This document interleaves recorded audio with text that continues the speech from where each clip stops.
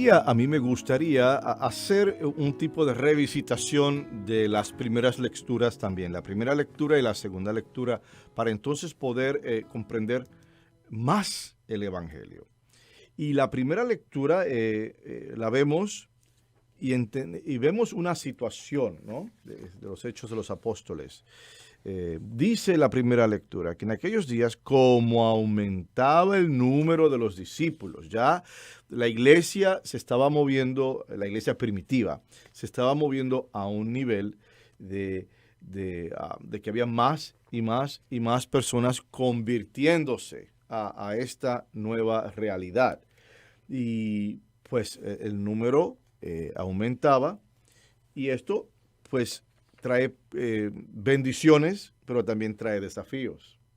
En este caso hubo un desafío particular, y ese desafío es que hubo una queja que se sentía de que no se atendían bien a sus viudas en el servicio de caridad de todos los días. Eso es de los judíos griegos contra los hebreos. Esto es muy interesante, porque eso de decir que todos los judíos en el tiempo de Jesús eran iguales, no. Habían judíos que habían sido educados con la disciplina griega. Eran judíos con profesiones, judíos por decir, con carreras, con negocios, ¿no? Judíos pudientes, y judíos que simple y llanamente habían sido criados en una cultura helenística. Aunque religiosamente eran judíos, culturalmente eran griegos. Diferente, en cierto modo, a los judíos hebreos, que eran judíos de religión y eran hebreos, ¿verdad? El área de Galilea y demás. Entonces, y Judea. Entonces vemos cómo tienes dos grupos y uno de ellos pues se queja. Ahora, la mayoría eran hebreos y la minoría eran griegos. Entonces los griegos se quejan. Ustedes para las viudas hebreas están muy bien puestos y las ayudan, pero ¿y qué pasa con las griegas? O sea, una situación de pastoral. Aquí tenemos un desafío de pastoral que se dio, fue de los primeros desafíos que se dieron en una iglesia que estaba creciendo, germinando, floreciendo. Y los 12 apóstoles, recuerden que a este punto ya Judas había cometido suicidio y se había seleccionado a Matías, me parece, como el otro, para que se siguiera con el número 12. Los 12 apóstoles hacen una asamblea y convocaron a una multitud de discípulos. Interesante, ¿no? Discípulos. Y estoy bajo la impresión de que es más bien como el liderazgo dentro de toda la bola, ¿verdad?, de personas, porque estaban a diferentes niveles. Habían unos que ya llevaban años caminando con los apóstoles, ya llevaban años después de su conversión, y había muchos recién llegados que quizás no iban a tener la información completa y la perspectiva completa para asistir en dar un consejo. Entonces, seguramente era el liderazgo entre los discípulos. Y le dijeron, mira, no es justo que dejando el ministerio de la palabra de Dios nos dediquemos a administrar los bienes. Espectacular este análisis, espectacular. Y ellos fueron muy claros. O sea, lo nuestro es, como sacerdotes, como apóstoles, es la palabra de Dios, evangelizar, llevar a Cristo a todas partes del mundo. No necesariamente la administración, lo cual es interesantísimo porque es la misma situación que estamos viviendo ahora en este siglo. O sea, el sacerdote, especialmente el párroco, está tan metido con cosas de la administración y con cosas de hacer dinero y con cosas del personal. Y si tienes una escuela, que sí, que es otra realidad, que es toda administrativa en su mayoría. Entonces, hay como que ese detalle, miran, lo nuestro es la palabra, lo nuestro son los sacramentos. Y vemos que los laicos han asumido una responsabilidad en muchas iglesias que tienen administradores, ¿no? Administradores que son laicos o laicas y que le permiten entonces al sacerdote hacer lo suyo, que es la prédica, los sacramentos, las visitas a las casas, a los hospitales, a las cárceles, etcétera. Y aquí vemos un ejemplo perfecto de cómo desde el principio está esa tensión, ¿no? Entonces, ¿qué hacen? Mira, escojan entre ustedes, dicen los 12, escojan entre ustedes a 7 hombres de buena reputación, llenos del Espíritu Santo y de sabiduría, a los cuales encargaremos este servicio. Y nosotros nos dedicaremos a la oración y al servicio de la palabra. Perfecto. De aquí, de esa idea, salen los diáconos. Así fue. Ese es el germen y el origen de la vocación diaconal. Entonces los diáconos empiezan a asumir el cuidado de las viudas, el llevar la comunión en las cárceles, el apoyar al sacerdote al pie del altar, servicio, servicio, servicio, diaconía. Y el Evangelio pues nos propone unos cuantos nombres. Y dice, y termina, perdón, el Evangelio no, la primera lectura, nos proponen unos cuantos nombres. Y dice la primera lectura que mientras tanto la palabra de Dios iba cundiendo. O sea, este movimiento fue perfecto. Y cuando hacemos cosas inspiradas por el Espíritu Santo, no nos equivocamos. Si esta situación se hubiera visto desde otra perspectiva, desde una perspectiva pragmática, práctica, entonces quizás hubieran dicho, no, pues vamos a dividirnos los 12. Tú sabes, acá administradores y los otros de la palabra. No, por ahí no venía el Espíritu Santo. El Espíritu Santo ilumina a este grupo de consulta para seleccionar hombres nuevos para poder hacer esto del servicio a los demás y eventualmente se evoluciona como los diáconos. De hecho, las 3 órdenes principales que se dan al principio de la iglesia primitiva es diaconía, diácono, diaconoi, presbiteroi, el sacerdote, y episcopoi, el episcopos, el obispo. Esas 3 ordenaciones, porque la de diácono es una ordenación, esas 3 ordenaciones desde el principio de la iglesia se dio y con unos propósitos, ¿no? Y al final vemos como la iglesia, en la primera lectura en Jerusalén, se multiplicaba grandemente el número de los discípulos, incluso un grupo numeroso de sacerdotes que habían aceptado la fe. Sacerdotes judíos al servicio del templo. Esto es lo interesante, ¿no? Que aceptaron la fe.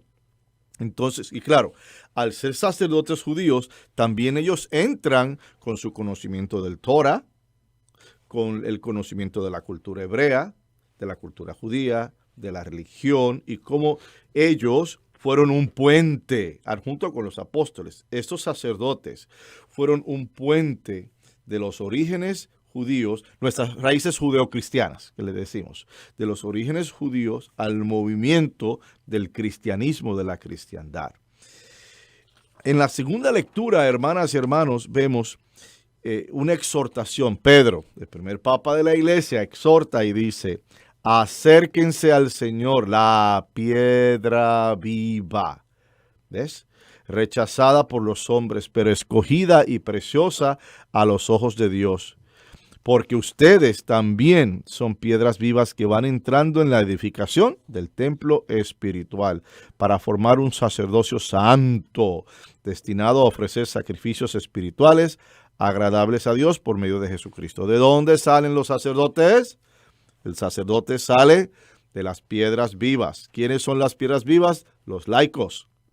Por eso es importante, hermanas y hermanos, que los matrimonios, los padres le hablen a sus hijos y a sus hijas de la vocación, a los varoncitos de la vocación al sacerdocio o la vida religiosa, a las niñas de la vida religiosa, de la vida consagrada, institutos seculares. Hay varias vocaciones en las cuales los hijos pueden apoyar, pero eso tiene que salir de la casa, de la piedra viva. Y todos somos piedras vivas, formando el edificio espiritual del cuerpo de Cristo. Todos. Luego entonces, el decir que eso de las vocaciones, eso es asunto de los curas o asunto de los provinciales religiosos, eso no es cierto. Las vocaciones nos toca a todos. todos tenemos que estar envueltos en promoverlas, en presentárselas a las futuras generaciones para continuar con nuestro sacerdocio. Somos una iglesia sacerdotal. Somos una iglesia que tenemos al sacerdote para presidir sobre los sagrados misterios. Él es el que preside, él es el que va llevando, ¿no? La palabra, el sacramento. Alguien tiene que dirigir la oración, bendito sea Dios. Y en el caso de la Eucaristía, ahí está el sacerdote. Luego entonces es importantísimo el entender esa parte del laicado como piedra viva a la luz de nuestro sacerdocio sacramental. Ahora, recuerden, como bautizados, todos recibimos el sacerdocio ordinario o común u ordinario, ¿verdad? ¿Y qué es el sacerdocio ordinario? El sacerdocio ordinario es la facultad que tú como bautizado tienes de participar en los misterios de la fe, de junto con el coro cantar, de junto con los demás contestar. Ese diálogo, ¿no? Entre el que preside y la asamblea, el contestar. Las acciones del cuerpo, el arrodillarte, el sentarte, el ponerte de pie, el caminar en procesión para recibir la hostia.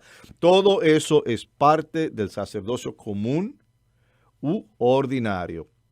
Ya el otro sacerdocio que estamos hablando es el ministerial, el del ministro, ¿no? El que lleva, el que se ha ordenado, el que se ha formado, el que le ha dicho sí a Cristo y entregando toda su vida al servicio del pueblo de Dios.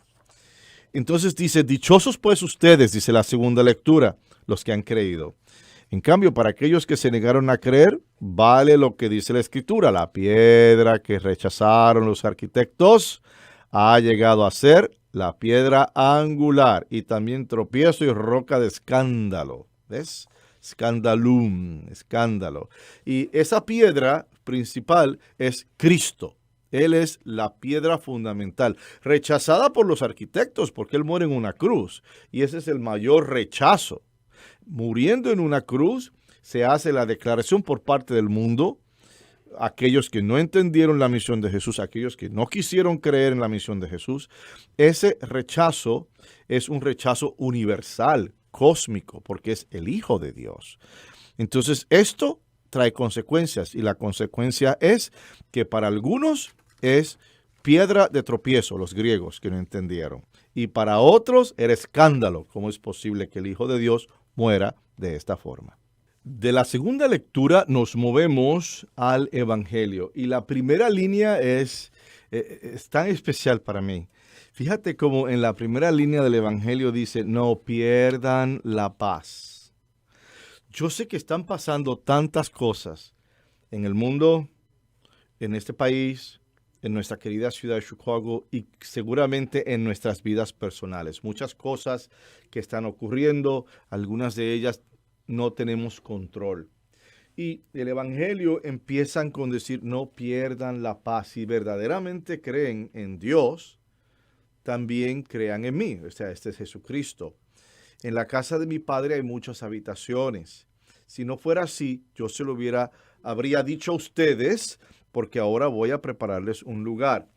De ahí, eso de que en la casa de mi Padre hay muchas habitaciones, eso es símbolo del amor y la misericordia de Dios. A veces nosotros limitamos en nuestra percepción, limitamos el amor de Dios y decimos, este tipo de persona no se va a salvar. Este tipo de persona no llega al cielo. Este tipo de persona no tiene la redención. Y hay que tener mucho cuidado con eso, en primer lugar, porque no somos Dios.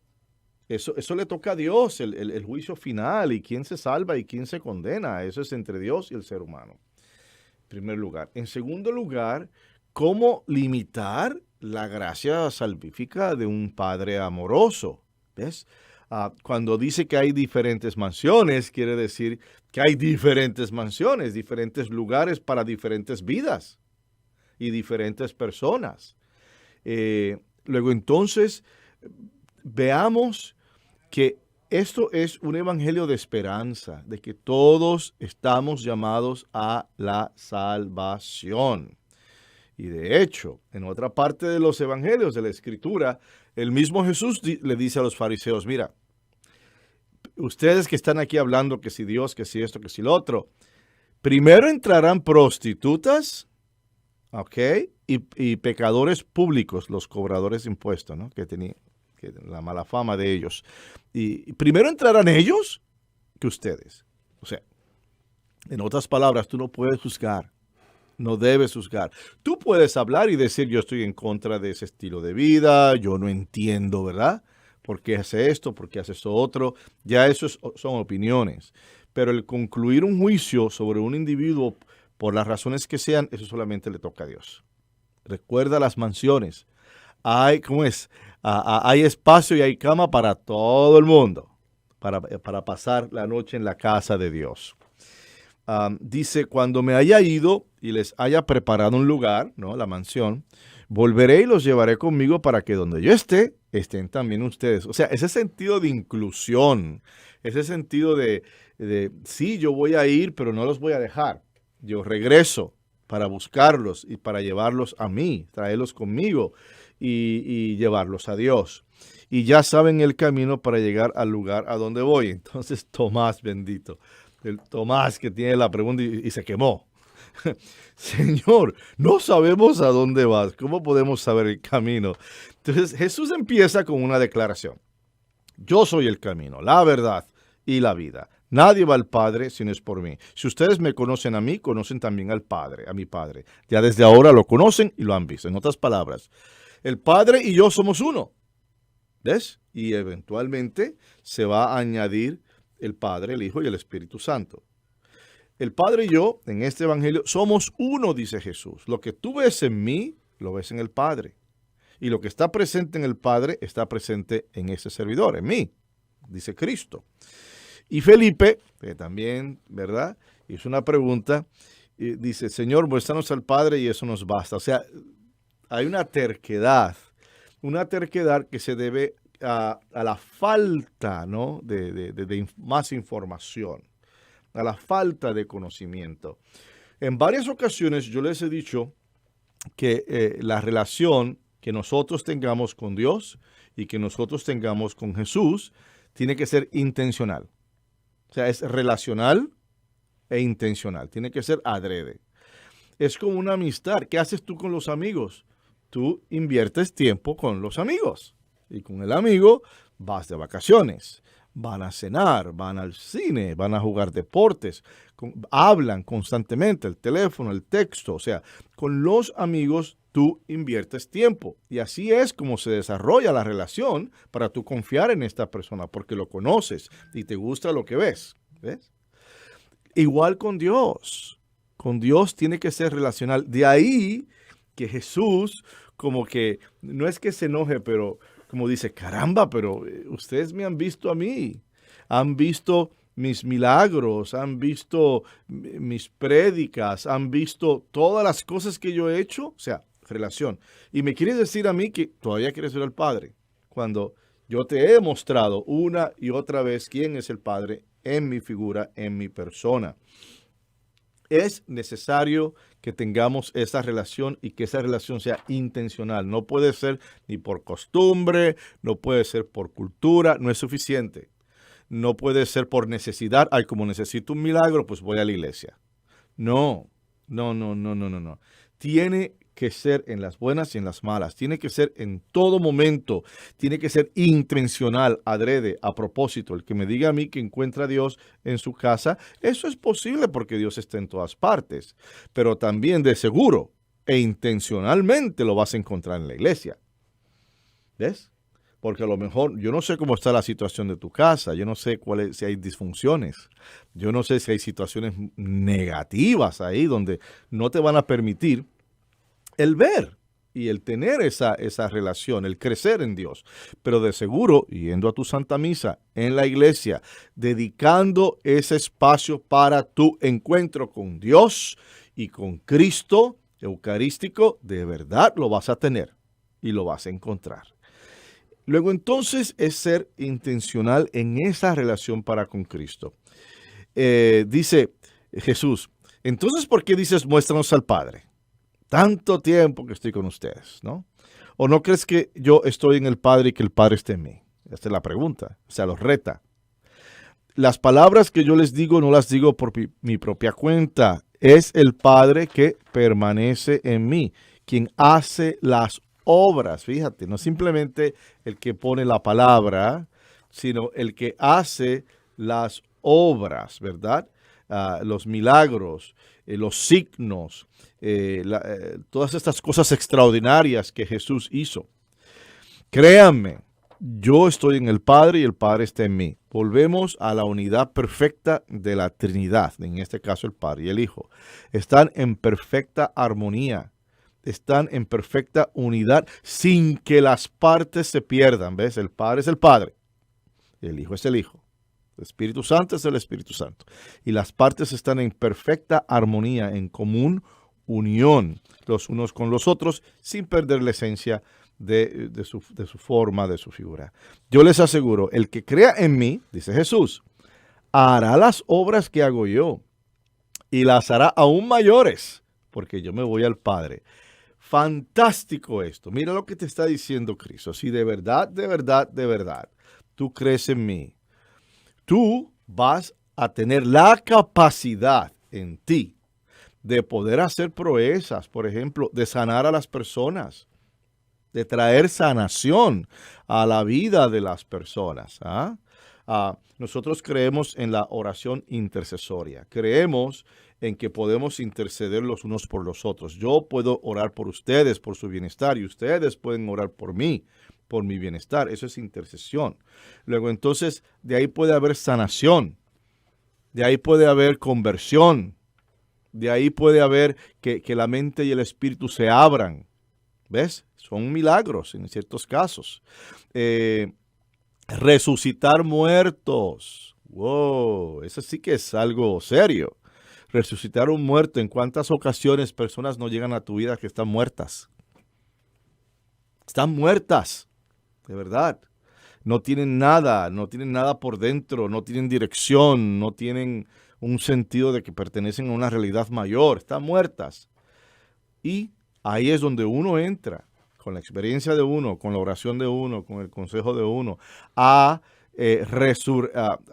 revivirlas, a que puedan resucitar en el Espíritu, en el Señor. ¿Ves? Esa es nuestra misión. Podemos hacer grandes maravillas. ¿En cuántas ocasiones no hemos tenido proyectos para la iglesia, donde los números se ven mal, donde los elementos señalan a que esto va a ser un fracaso, donde el mundo te está diciendo no va a funcionar? Y envía a Dios su Espíritu Santo y que la cosa es un éxito, la cosa funciona. Y esos milagros se pueden dar. Y nosotros tenemos por parte de Cristo una garantía y una promesa. Cree en mí. Y harás esas proezas, harás esos milagros, harás esos grandes signos para la adoración de Dios y para el beneficio de sus hijos y de la iglesia. Luego entonces, este es un evangelio, hermanas y hermanos, de esperanza. Esperanza basada en una relación intencional con Jesucristo. Tú ves a Cristo y tú ves al Padre. Luego entonces, que cada día nos preocupemos más por conocer más de Cristo, ya sea en la lectura, ya sea en las películas que veamos, ciertamente celebrando la Eucaristía todos los domingos, ya sea en nuestra oración, en nuestras devociones, ya sea en el prójimo. Ahí también puedes aprender quién es Cristo. Luego entonces que nuestra hambre de conocerlo y de saber más aumente todos los días para que Él nos provea de las facultades de poder hacer milagros para la humanidad.